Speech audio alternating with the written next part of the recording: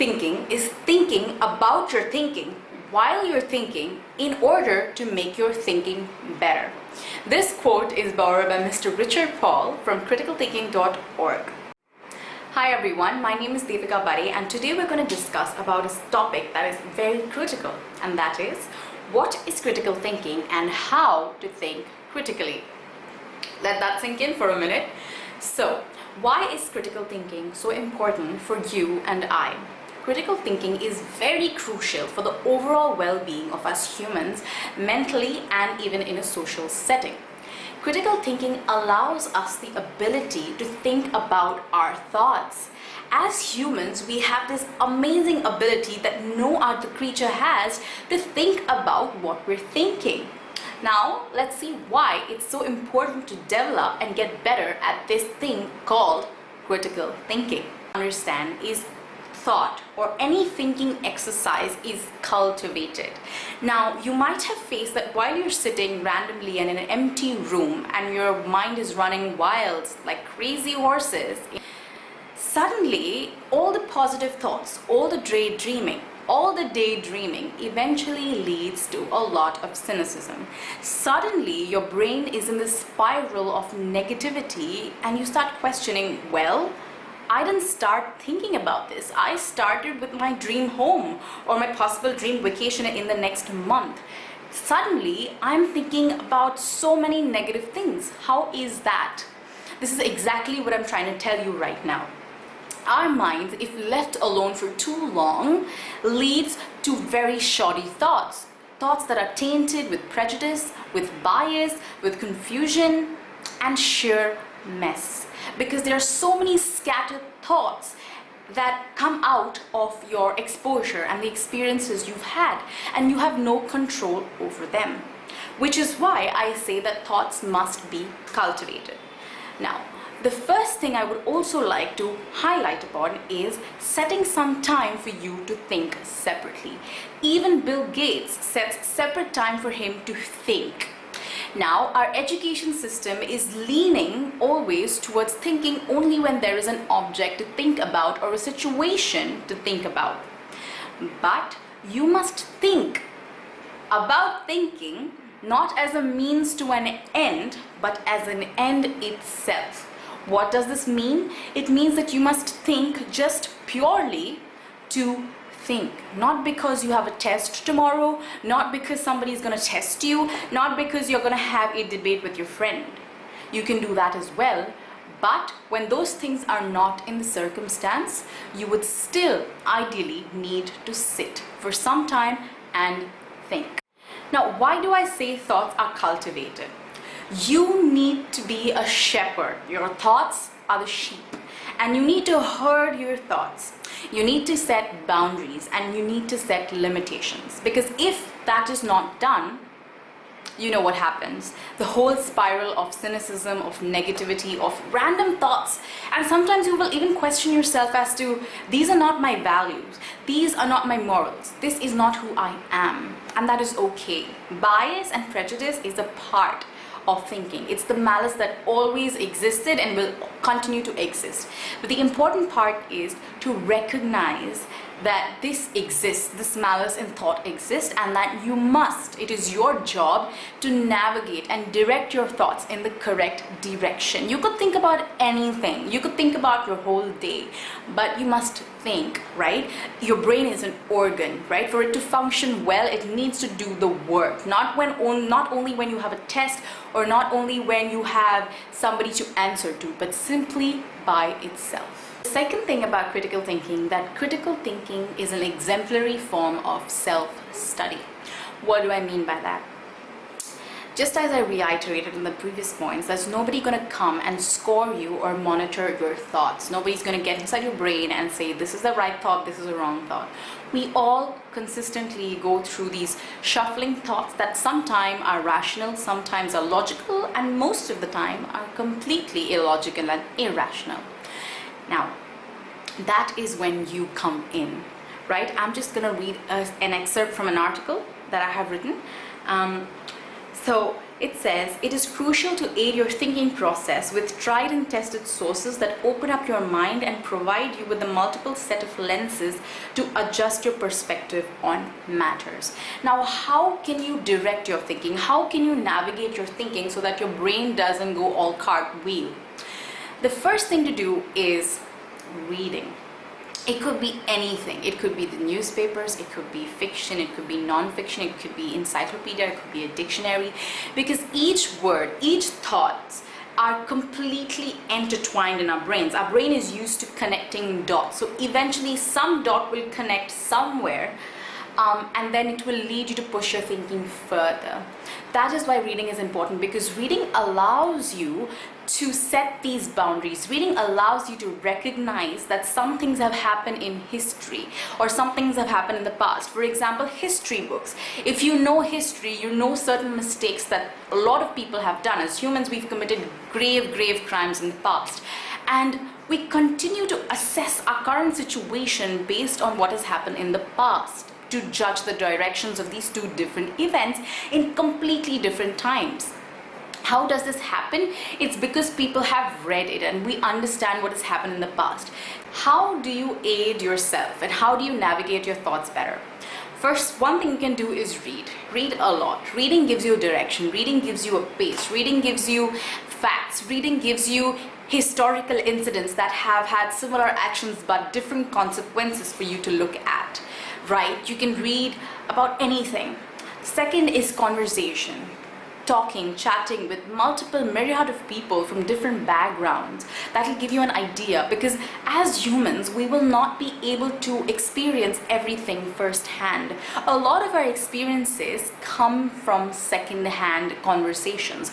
Somebody would have gone to, let's say, a war zone and volunteered. You might not have done that. You might never in your life be able to do that or get that experience.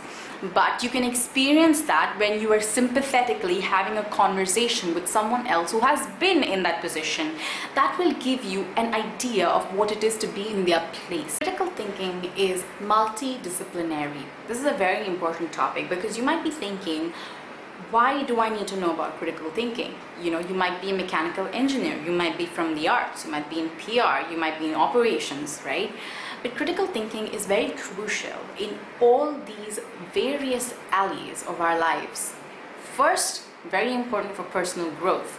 Professionally, we know that asking the right questions, looking into the matter in the correct way, understanding different perspectives is very important.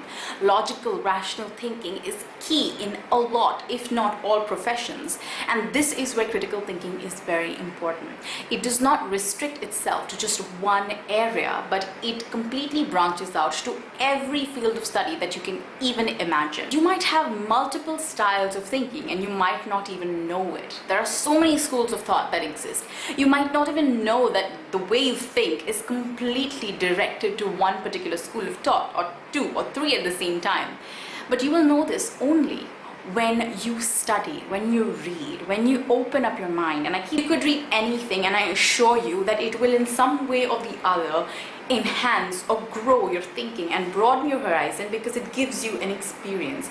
It gives you an understanding of things that go beyond you and your own little world. So I utterly suggest you to read. You don't have to read 100 books. You don't have to read 1,000 books. You don't even have to read 50 books. Just make an attempt to read something, to read online when you're surfing, read an article, read something that's happening in the news. When you read, you understand the world from a different perspective, and that's what we need. We need multiple perspectives so we don't limit ourselves, so that we can be a better judge of ourselves to see if we are thinking in the correct direction. If whatever thought process, whatever inferencing, analyzing that we are doing in our mind, is it correct, is it incorrect, can we get better at it? This is why critical thinking is very important to you and I. One of the biggest errors that I feel that we make on a day-to-day basis, and I am a complete criminal for this particular record, and that is identifying with other people's thoughts and opinions. I don't know how it works, but whenever somebody who I really admire, or let's say I don't even know them, but they sort of put out a perspective on a particular matter that I have a strong resolve on, and they come crashing on my thought, right? Their thought is completely polar opposite of what I think and the way I think, but it makes sense. I immediately want to identify with that thought. I immediately want to absorb it. Now, welcoming that thought and that perspective in your thought process to analyze and synthesize further to come to your own conclusion is fine. It's perfect. That is how it is supposed to be done. But a lot of times what happens is I immediately identify with that thought. I clone that thought as my own. It's like the person could copyright me for stealing their thought. Now, I'm not stealing their thought, it's just that I'm so awestruck and I'm so taken aback by the way that person thinks and the way that I've been thinking so long, and it's completely overturned suddenly. So this weird, and I can actually feel that happening in my brain. Now, that is something that I'm still struggling with and I still continue to work on, is, to take informations from multiple sources and people, but not to recognize, not to identify them as my thoughts, because I have not come to that conclusion myself. I have not thought about it. I have borrowed those thoughts. Those are borrowed thoughts. I will take those borrowed thoughts, absorb them into my thinking mechanism, involve my other thoughts, analyze, think, is this the right way? Why do I think the way I think? Why does this person think the way he thinks? How are our experiences different? Can I combine these thoughts? Where will these thoughts lead? What can I keep my own opinion while absorbing that person's perspective as well? All of these thinking needs to go in before you come out with your own opinion or your own preference. Critical thinking also involves moving away from our standard spontaneous thought. You might see something, or you might feel something, or you might read something, and you might have an immediate response to that thing. You might have an immediate thought to that thing.